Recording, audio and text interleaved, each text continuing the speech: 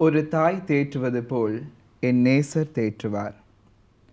தாய் மடியில் என்ற நிகழ்ச்சியில் உங்களை சந்திப்பதில் பெருமகிழ்ச்சி அடைகிறோம். அம்மா, நீங்கள் சொல்லுங்கள், வீட்டில் ஃபாதர் குழப்படியாக இருப்பாரா? சின்ன வயசில் எப்படி இருந்தார்? இல்லை, உண்மையிலே இல்லை. 4வது மகன் இருக்கிற அவர் சரியான குழப்படி தான். ஆனால் பெரியவரும் பெருசாக என் பிள்ளைகளில் பெருசாக குழப்படின்றது சொல்கிறதுக்கு இல்லை. நான் சொல்கிறதெல்லாம் கேட்டு நினைப்பாங்க. இவர் எந்த நேரம் நல்ல ஒரு பதுமையாக சொல்கிறத எல்லாம் செய்வார், தன் படிப்பார். அவ்வளோ பெருசாக குழப்படி இல்லை. என் காலை சுற்றி நிற்பார். அவர் படிக்க போன பிறகு நான் ஒவ்வொரு ஞாயிற்றுக்கிழமை இப்போயே வருமானு இருப்பேன். அந்த ஞாயிற்றுக்கிழமையில போய் பார்க்குறதால எனக்கு அந்த பெருசாக கவலை இல்லை. ஆனால் என்னோட அந்த ஆழ்மனதில் இருந்த இதை அவர் ஆண்டவர் நிறைவேற்றி கொடுத்ததுக்கு அதால் எனக்கு சந்தோஷமாக தான் இருந்தேன். நான் பாதுகாப்பு வைக்கல. அதனுடைய சகோதரங்களை குறித்து கொஞ்சம் சொல்லுங்கள். சிறு வயதில் அவங்க எப்படி இருந்தாங்க, அவருடைய பெயர்கள் என்ன, அவங்க இப்போ என்ன செய்து கொண்டிருக்காங்க? ஏதாவது மறக்க முடியாத அனுபவம் இருக்கும் சிறு வயதில், அது ஏதாவது பகிர்ந்து கொள்ளுங்கள் நேயர்களோட. உண்மைதான். இப்போ நான் கடைசி பிள்ளைன்றபடியால் எப்படி அவங்கெல்லாம் மூத்த ஆக்கள். இப்போ அவங்க பெரிய அண்ணா என்னை விட 13 வயசு மூப்பு. அப்போ அதுக்கு பிறகு அவர் பேட்ரிக் பொன்கலன், அவர் இப்போ ஃப்ரான்ஸில் ஒரு செஃப்பாக இருக்கிறாரு. அதுக்கு பிறகு சகாயதாசன்னு சொல்லி 2வது அண்ணா, அவரும் ஒரு கம்ப்யூட்டர் இன்ஜினியராக ஃப்ரான்ஸில் இருந்துட்டு இப்போ கொஞ்ச நாளாக இலங்கையில் இருக்கிறாரு.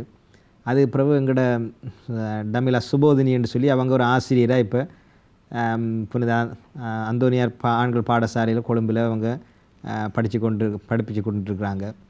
அதன் பிறகு ஆண்டனி தாஸ் என்று சொல்லி அண்ணா, அவரும் இப்போ ஃப்ரான்ஸில் தொழில் செய்து கொண்டிருக்கிறார். அதுக்கு பிறகு எங்களோட சின்ன அக்கா டமிலா ஈஸ்வரி, அவங்களும் இப்போது ஃப்ரான்ஸில் தான் குடும்பத்தோடு இருக்கிறாங்க அவங்க. அப்போ எனக்கு மறக்க முடியாமல் இவங்கெல்லாம் மூத்த ஆக்கலன்றபடியால் எப்பயுமே இவங்கள சில அந்த உதாரணமாக 2வது அண்ணாலாம் கண்டிப்பாக இருப்பார். அப்போ ஏதாவது நான் குழப்படி செய்தால் அவர் தான் அடிக்கிறது. அப்போ அம்மா உண்மையிலேயே அவர்கிட்ட இருந்து தான் எங்களை பாதுகாக்கிறது கூடுதல் அப்பாவை விட. இப்போ அப்பா பிஸ்னஸில் வெளியூர்களில் இருந்துடுவார். அப்போ அவர் வந்தால் இப்போ தோளில் தூக்கி கொண்டு அப்படி இப்படின்னு சொல்லி அவர் சந்தோஷமாக இருப்பார். அப்போ இப்போ கூடுதலாக கண்டிப்பாக இருக்கிறது இந்த 2வது அண்ணா. அப்போ அப்படியான சந்தர்ப்பங்கள் இருந்தது. அதே மாதிரி சின்ன பிள்ளையார் கேட்கல மறக்க முடியாத அனுபவங்கள் என்று சொல்லும்போது, இப்போ எனக்கு சிலவில் சிவம் படிக்கிற நேரத்தில் ஆகலும் சின்ன பிள்ளையார் கேட்கல எனக்கு தூக்கம் வந்துடும். அம்மா சிவம் படிக்கிறதுனால அதே மாதிரி பசி வந்துடும். அப்போ நான் என்ன செய்யறது, அம்மா இந்த சிவத்தை கட் பண்ணாமல் எனக்கு சாப்பாடு கொஞ்சம் வேறையாக போட்டு சாப்பிட சொல்லி உட்கார வச்சு சாப்பிட்டு சிவம் படிக்க வேணும். அப்படி ஒரு அனுபவம் இருந்தது.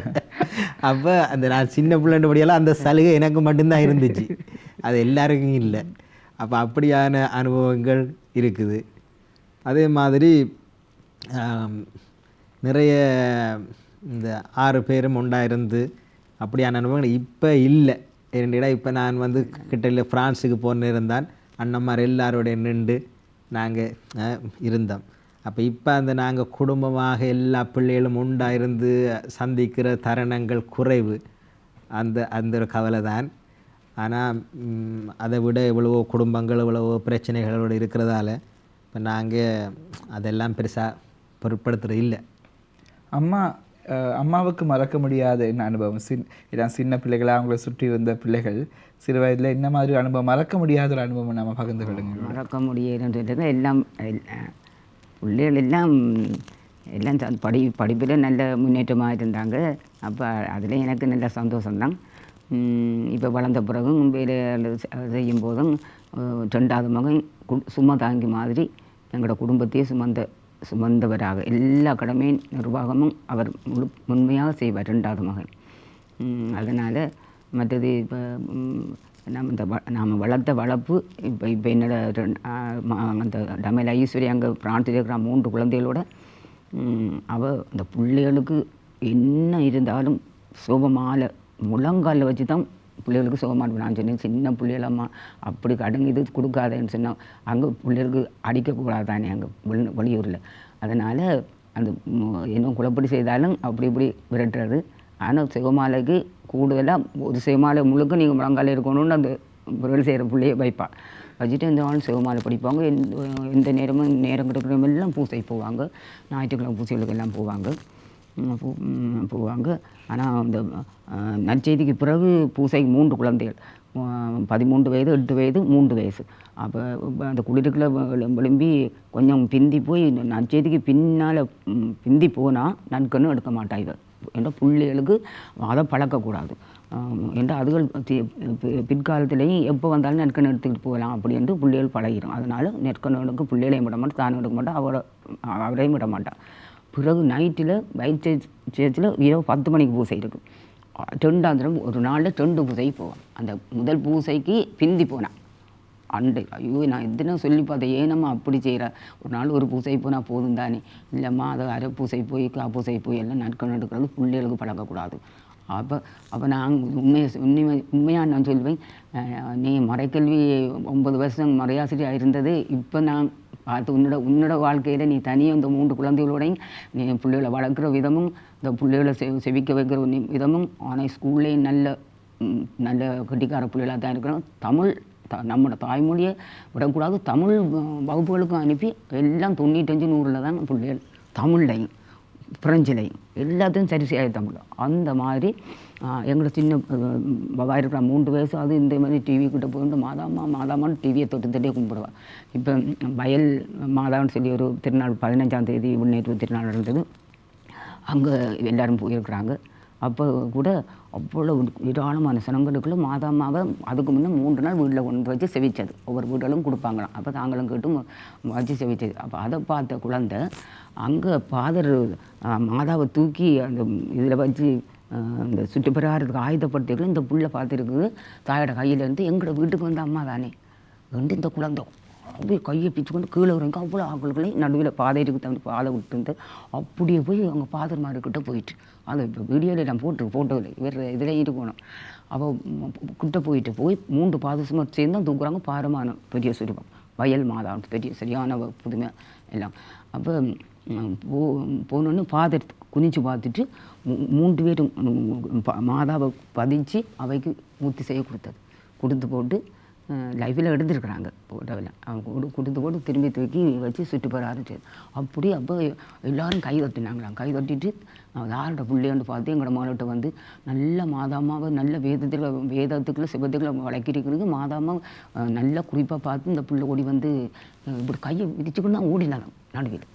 அப்போ அது எனக்கு உண்மையாக நான் தான் சொல்லி நீ மறையாசிரியாக அந்த படிப்பிச்சதுக்கு ஏற்றது மாதிரி உன்னோட வாழ்க்கையை நீ கொண்டு போகிறா. எனக்கு அதே இட்டிய ஒரு சந்தோஷம் மகிழ்ச்சி அப்படி நினச்சி பார்க்க முடியாது. தனியாக அவர் வேலையை போயிடுவார். எல்லாத்தையும் கோயிலாக கூடமா அது அவ்வளோ சோமாலியா அது அப்படி எல்லாம் பார்க்காம சங்கீதங்கள் எங்களோட டீச்சர் பிள்ளைகள் இங்கே இருக்கிற பிள்ளைகளே சொல்லாது. அதுக்கு சங்கீதம் எல்லாம் அந்த கண்மலையை நோக்கி அந்த 112 91 அது இது எத்தனை சங்கீதங்கள் பார்க்காம செய்யுங்க. தமிழ் நல்ல திருத்தமாக வாசிகள். இப்போ பூசைகளுக்கு போகல அங்கே பழகிட்டாங்க.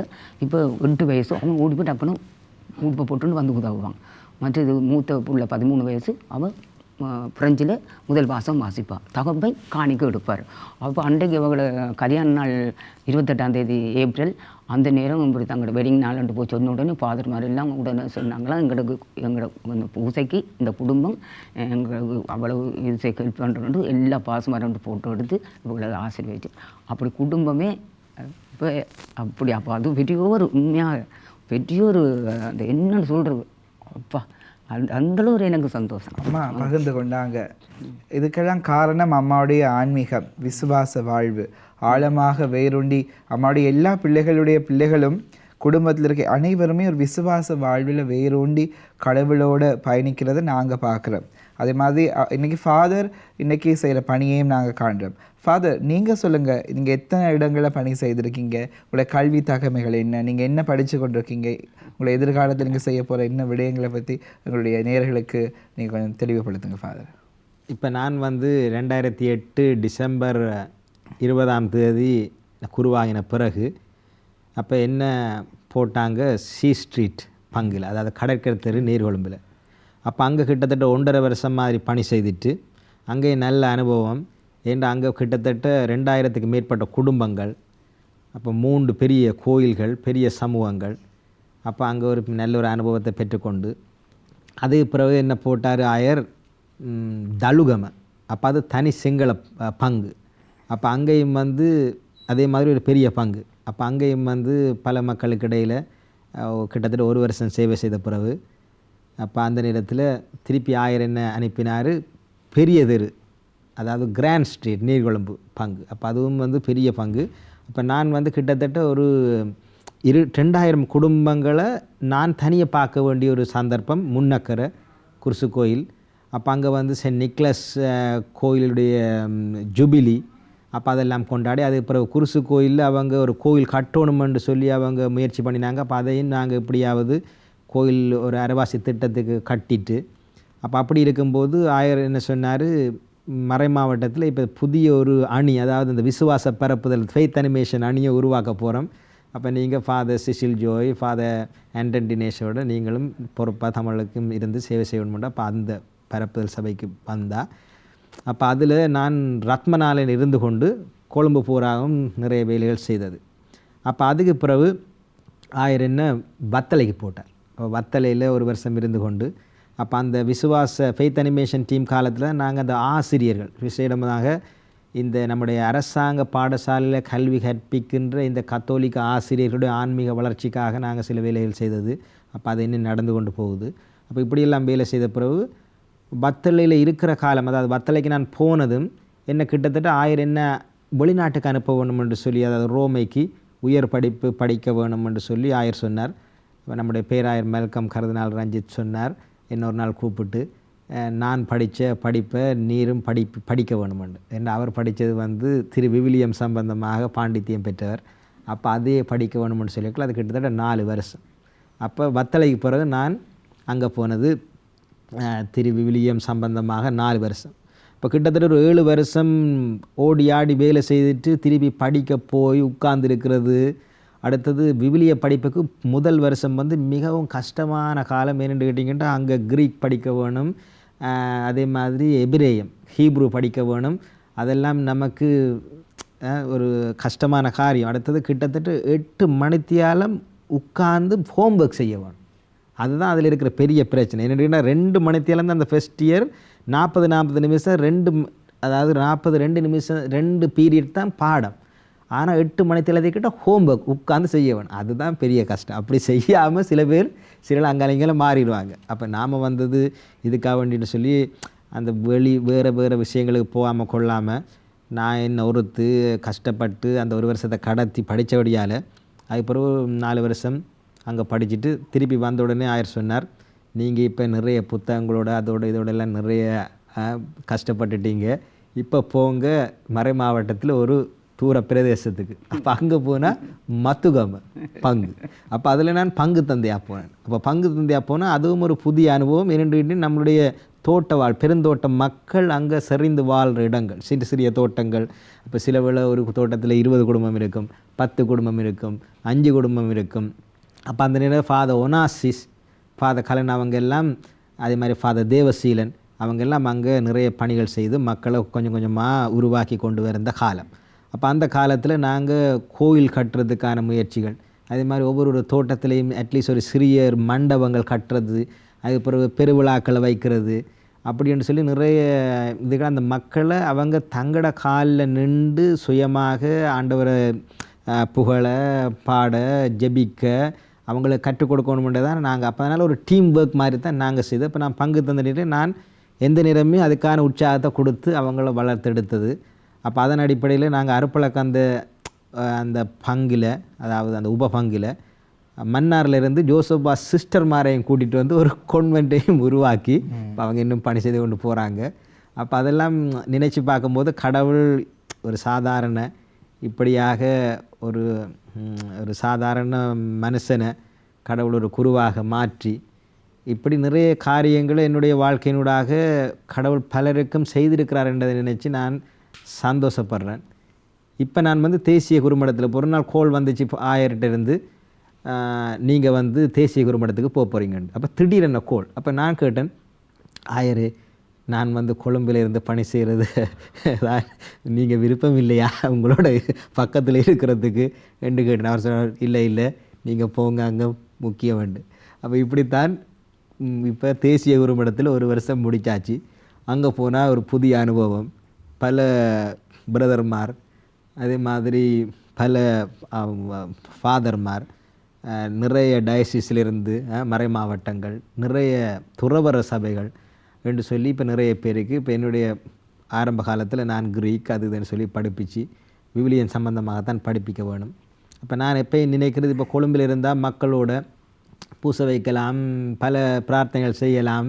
அப்போ அந்த மக்களுடைய ஃபீட்பேக் இருக்கும். மக்கள் இப்போ உதாரணமாக நம்ம இருமினாலுங்க அட்லீஸ்ட் ஒரு ஆள் வந்து நமக்கு ஏதாவது கொடுப்பாங்க. செமினரி வாழ்க்கை அப்படி இல்லை. செமினரியில் நம்மளை யாரும் கண்டுகொள்ளவும் மாட்டாங்க. அப்போ அதனால எனக்கு ஒரு நினைப்பு, நம்ம இப்படி அர்ப்பணித்து பணி செய்யும்போது அட்லீஸ்ட் ஒரு 2 பிரதராவது ஒரு நல்ல ஃபாதர் ஆகி அவர்கள் ஊடாக கடவுள் ஒரு 1000-2000 குடும்பங்களை தொழுவார் தானே என்ற அந்த ஒரு நம்பிக்கையில் தான் நாங்கள் இந்த செமினரி பணியை செய்து கொண்டு போகிறோம்.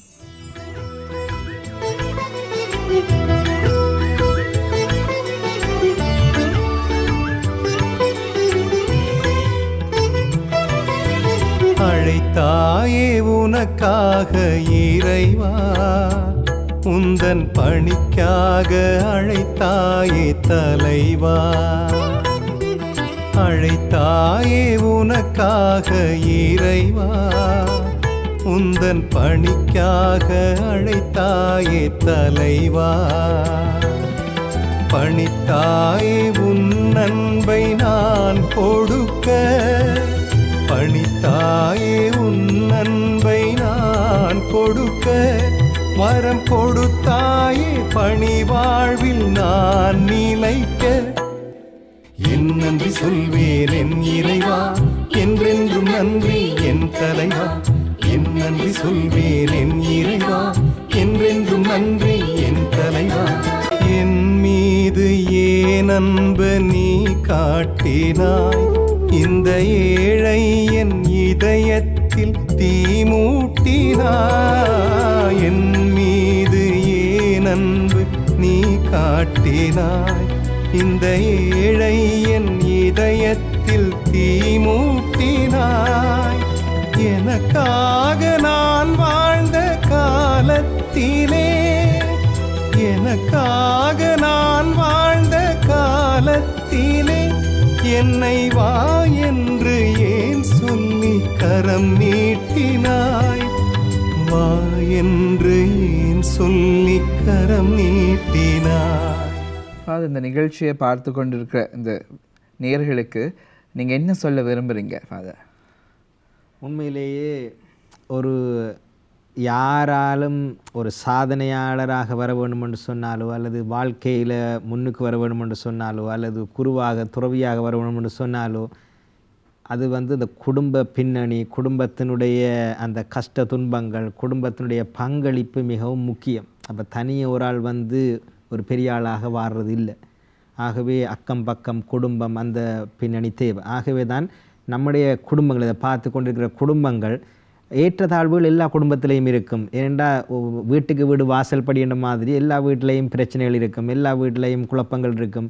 என்றாலும் அந்த தாய் தந்தை யாராவது ஒரு ஆள் அல்லது குடும்பத்தில் இருக்கிற மூத்த சகோதரங்கள் யாராவது ஒரு ஆள் ஒரு முன்னுதாரணமாக அந்த குடும்பத்தை இழுத்து சொல்லக்கூடிய ஒரு பலமாக மாறும்போது அந்த பலத்தினூடாக நிறைய ஆசீர்வாதங்களை கடவுள் அந்த குடும்பங்களை கொடுப்பார். அப்போ இதை பார்த்துட்டு இருக்கிறவங்க, அப்போ உங்களையும் கடவுள் அழைக்கிறார்.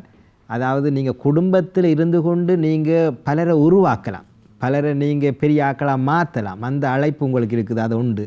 ரெண்டாவது உங்களுடைய குடும்பத்திலையும் குருக்கள் துறவிகளாக பிள்ளைகள் உருவாக ஜெப வாழ்வு மிகவும் முக்கியம். அதே மாதிரி உங்களுடைய பரித்திய வாழ்வு முக்கியம்.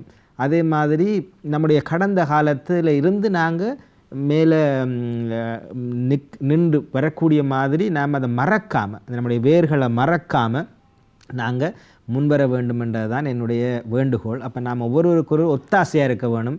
அப்போ குருவா துறவியாக வர விரும்புகிற பிள்ளைகளையும் நாங்கள் ஊக்கப்படுத்தி அவங்கள முன்னுக்கு கொண்டு நடத்த வேணும்.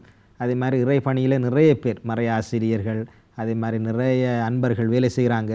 எல்லாரையும் நாங்கள் காசு பணம் கொடுத்து ஊக்கப்படுத்தலாட்டிக்கும் அட்லீஸ்ட் ஒரு நல்ல வார்த்தையால் அவங்கள ஊக்கப்படுத்துறது மிகவும் முக்கியம் என்றதை நான் இந்த நேரத்தில் குறிப்பிட விரும்புகிறேன். மிகவும் சந்தோஷமாக இருந்தது ஃபாதருடைய வார்த்தைகள். இந்த இடத்துல நான் ஒரு விடயத்தை குறிப்பிட விரும்புகிறேன். இந்த அம்மாவுடைய கையில் நீங்கள் பாருங்கள், ஜெபமாலையை இந்த நிகழ்ச்சி தொடங்கிய நேரத்துலேருந்து இன்னும் வரைக்கும் அம்மா ஜெபமாலையை கையில் வச்சு கொண்டே தான் எங்களுடைய பேசி கொண்டிருக்காங்க. நிச்சயமாக இந்த அம்மாவுடைய வாழ்க்கையில் நீங்கள் பார்த்தீங்கன்னா, ஃபாதருடைய அப்பாவையும் சேர்த்து சொல்கிறேன், ஜெபம் ஒரு குடும்பத்திற்கு ஒரு முக்கியமான ஒரு விடயமாக இருக்கிறது. ஜெபிக்கிற போது அந்த குடும்பத்தில் எல்லா துன்பங்களும் இல்லாமல் போகும். இந்த அம்மாவுடைய ஆரம்பத்தில் இங்கே பார்த்தீங்கன்னா அம்மாவுடைய கண்களில் கண்ணீர் வந்தது. ஏனென்றால் அந்த கண்ணீருக்கு காரணம் விசுவாச அனுபவம்.